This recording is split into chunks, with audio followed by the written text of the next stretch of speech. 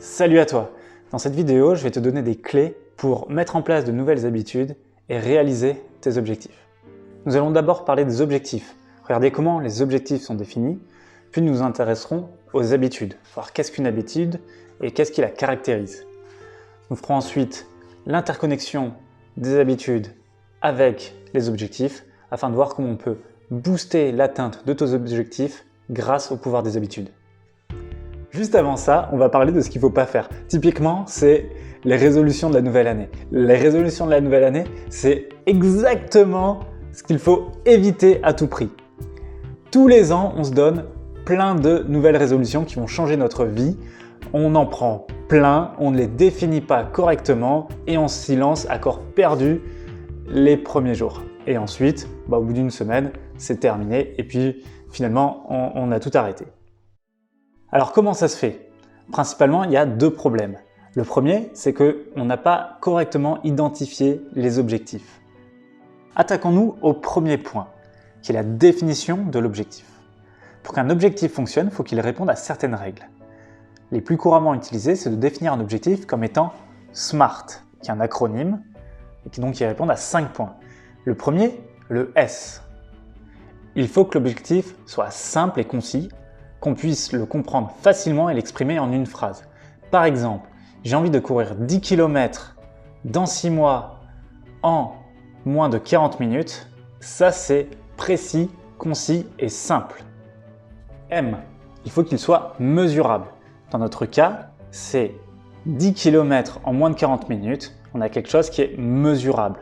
Cela va nous permettre de savoir si on a réalisé ou non l'objectif et si en cours de travail, si on est en avance ou en retard par rapport à l'objectif, est-ce qu'on va pouvoir atteindre notre objectif à temps. A pour atteignable et ambitieux. Il est important que l'objectif soit atteignable, sinon on va juste pas réaliser l'objectif et ça va saper notre confiance en soi et ça c'est pas ce qu'on veut. Mais il faut quand même qu'il soit ambitieux pour qu'on soit fier de l'avoir réalisé et puis qu'on mette des moyens pour le réussir. Si jamais c'est un objectif qui est trop simple, ça ne sert à rien d'en faire dans un objectif, c'est juste une tâche, quelque chose qu'on a à accomplir simplement dans la journée, dans la semaine ou dans le mois. R pour réaliste, ou plutôt on arrive à la limite de la traduction anglais-français, ce serait plutôt qu'il y ait du sens. Il faut que votre objectif il ait du sens par rapport à votre vision, par rapport à vos valeurs, ou qu'il ait un bénéfice pour vous-même. Si jamais vous n'avez pas ce bénéfice, si jamais ça ne répond pas à ce besoin-là, vous allez vous rendre compte au cours de sa réalisation qu'il n'a pas d'intérêt et vous allez probablement le laisser tomber. Ce n'est pas ce qu'on veut qu'un objectif il soit mené jusqu'au bout. Donc, lors de sa mise en place, pensez à avoir un objectif qui a du sens. Si on prend l'exemple du coureur, pour qu'il aille courir 10 km en moins de 40 minutes dans 6 mois pour le marathon de Paris, il faut qu'il y ait un sens, il faut qu'il y ait un but derrière ça qui soit un peu plus profond. Par exemple, pour renforcer sa confiance en lui, pour se faire plaisir un petit peu à l'ego. Ça peut être aussi pour avoir une acceptation sociale vis-à-vis de ses amis qui sont aussi coureurs, pour partager des moments. Il faut qu'il y ait quelque chose derrière, sinon il va lâcher le coup, il va se dire ce marathon, participer à 10 km en 40 minutes, dans ma vie ça n'a pas d'intérêt, et puis il va laisser tomber. T pour temporellement défini. Un objectif, c'est une date de fin qui nous permet de passer à autre chose et d'avoir un nouvel objectif et d'avancer dans la vie. Si on prend l'exemple de notre coureur, le temporellement défini, ça va être la date du marathon qui se situe par exemple dans 6 mois. Après cette date, c'est trop tard, le marathon, il est passé et si jamais il n'a pas atteint son objectif, c'est raté. Il pourra certes participer à un autre marathon, mais c'est raté pour cette fois-là. Voici les 5 points fondamentaux pour définir un objectif qui fonctionne. Pour répondre à ce type d'objectif, les objectifs SMART, on prend l'objectif, on le décompose en sous-tâches, en petits projets. On va dire, il faut que je fasse une première étape, par exemple, que j'arrive à courir déjà 1 heure. Une fois que j'arriverai à courir 1 heure, je m'attaquerai à courir plus vite. Pour certains objectifs qui sont avec une date de fin glissante ou qui sont renouvelés très très souvent, par exemple, j'ai envie d'être en mode santé, qui peut se définir avec des critères très objectifs. Je veux être entre 70 et 75 kg, je veux avoir une IMC comprise entre temps et temps, et je veux pratiquer une activité physique régulière, imaginons. Le problème, c'est que si jamais on applique les règles de réponse à un objectif SMART, on va être embêté et on va être très très vite limité et ça va être très pénalisant. Il faut mettre un autre outil à la place qu'on va voir tout de suite qui est la mise en place d'habitudes. Les habitudes sont des outils extrêmement puissants qui sont souvent mal utilisés. On a trop souvent tendance à vouloir mettre plein de nouvelles habitudes dans nos vies pour des choses qui sont souvent insignifiantes et la majeure partie du temps, on n'arrive pas à mettre en place ces habitudes, ce qui nous donne une confiance moindre au pouvoir des habitudes. Alors pourquoi c'est si compliqué cette histoire-là? La mise en place d'habitudes, c'est compliqué parce que ça nécessite de travailler sur la plasticité de notre cerveau. Une habitude, c'est un nouveau schéma neuronal que l'on programme au sein de notre cerveau. On fait un pattern où on n'aura même pas besoin de réfléchir pour l'emprunter. Ce sera un schéma automatique. Alors comme ça peut paraître hyper beau et on a l'impression que c'est super facile.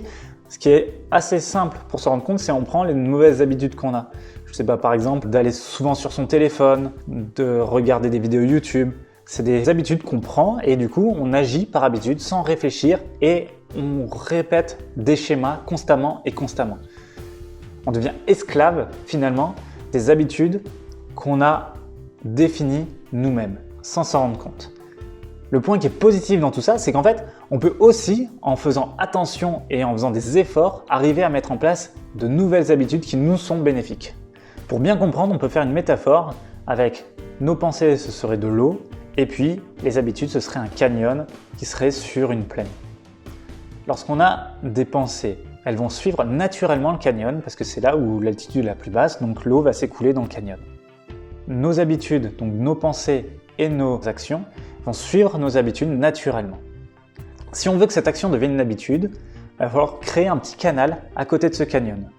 Donc on va commencer à faire un trou, et puis là par exemple on se rend compte que on peut faire passer un petit peu d'eau avec de l'effort, on maintient l'eau dans ce petit canal et il ne va pas dans le canyon. Mais si jamais on est dans une situation où il y a beaucoup de pensées, par exemple on est stressé, on va très vite être submergé, le petit canal va être submergé, puis l'eau va retourner dans le canyon et on va retourner dans nos habitudes.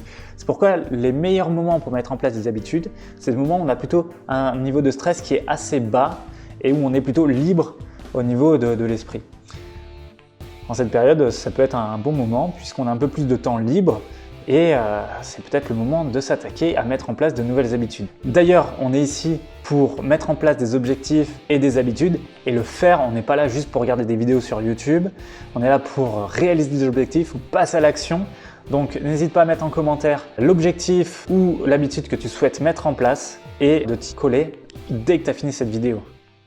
Pour en venir à notre canyon, donc on a vu là, quand on était un petit peu surchargé, on avait tendance à retourner à nos anciennes habitudes ou addictions. Des fois, c'est un peu les deux vont de pair.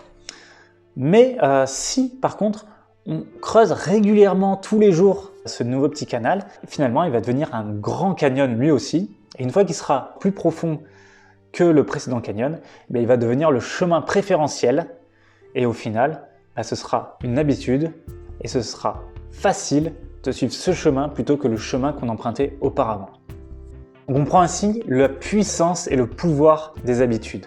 On se rend compte qu'une fois qu'une habitude a été ancrée, on peut arriver à déplacer des montagnes sans effort.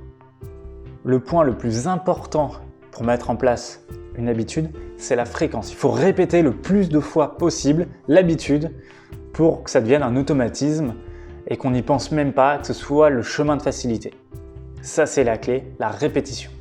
Du coup, la question qui se pose, c'est comment on arrive à avoir cette fréquence et comment on arrive à faire pour être vraiment consistant et rabâcher cette nouvelle habitude. Le premier point, qui paraît un peu tout bête, c'est une seule habitude à la fois. On ne travaille que sur une seule habitude à la fois. Une habitude, c'est très difficile à implémenter et c'est déjà assez d'effort de travailler uniquement sur une habitude.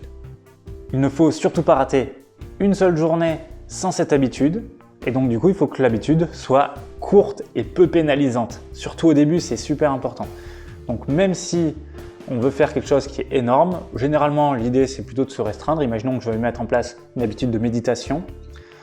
Du coup je vais me dire par exemple je vais méditer que 2 minutes maxi tous les matins et si jamais j'ai pas le temps, je fais 30 secondes mais surtout je ne rate jamais mes 30 secondes minimum de méditation. 30 secondes, quoi qu'on dise, on a toujours 30 secondes pour le placer le truc. Donc on n'a pas d'excuses, on fait petit, mais on s'y tient. Deux petites astuces qui sont différentes mais qui sont un petit peu du même acabit, c'est d'associer cette habitude avec une habitude qui existe déjà. Ça fonctionne très bien. Par exemple, le matin, je me lève, direct, je m'habille. Là où je vais mettre ma méditation, ça va être juste après m'habiller, par exemple. Comme ça, je m'habille, je vais méditer, je me pose sur le fauteuil qui est juste à côté, tac, je médite 2 minutes, si j'aime pas le temps, 30 secondes. Ça, je le loupe jamais. Le deuxième point, c'est d'associer cette nouvelle habitude avec un système de récompense. Par exemple, j'adore prendre mon petit-déj, je ne prends jamais mon petit-déj avant de méditer. Ainsi, je vais associer bon petit-déj avec avoir réalisé la méditation et automatiquement, le matin, je vais m'habiller, je vais méditer et je vais prendre mon petit-déj. Ça va être automatique. À terme, pour prendre mon petit-déj, je vais naturellement méditer 30 secondes ou 2 minutes ou plus parce que l'idée, c'est d'augmenter aussi les durées. Pour finir, une habitude, ça se met en place mais ça se suit. Et comment on peut suivre facilement une habitude? C'est tenir un petit journal. Par exemple, on prend un cahier, on écrit 1, 2, 3, 4, 5, 6, 7, 8, 9, etc. jusqu'à 31. Et tous les jours où on a fait l'habitude, on tire un trait et ainsi, on va créer une ligne continue de haut en bas. Et généralement, on n'aime pas trop casser une chaîne. Et donc, on va avoir le plaisir d'avoir cette chaîne continue sur son petit journal. On pourra regarder ça sur une vidéo détaillée sur la mise en place d'un journal d'objectifs. Avant de finir, un petit point qui est assez amusant. Il y a pas mal de gens, par exemple, qui se mettent à la course à pied avec un objectif pour reprendre notre corps, courir 10 km en moins de 40 minutes, qui vont mettre en place des habitudes afin de réaliser cet objectif. Par exemple, ils vont courir 2 à 3 fois par semaine de façon très régulière. Et une fois qu'ils vont avoir terminé leur objectif, l'habitude aura été ancrée et donc ils vont avoir envie de continuer à courir. Et pour cela, ils vont essayer de trouver un objectif fictif, par exemple arriver à courir un semi-marathon, pour pouvoir justifier cette nouvelle habitude qui a été ancrée. C'est là qu'on voit vraiment qu'une habitude, c'est quelque chose qui est très puissant. Voilà, j'espère que tu as bien compris la différence entre objectif et habitude, comment fonctionner et mettre en place un objectif et comment fonctionner une habitude et comment la mettre en place, ça c'est super important.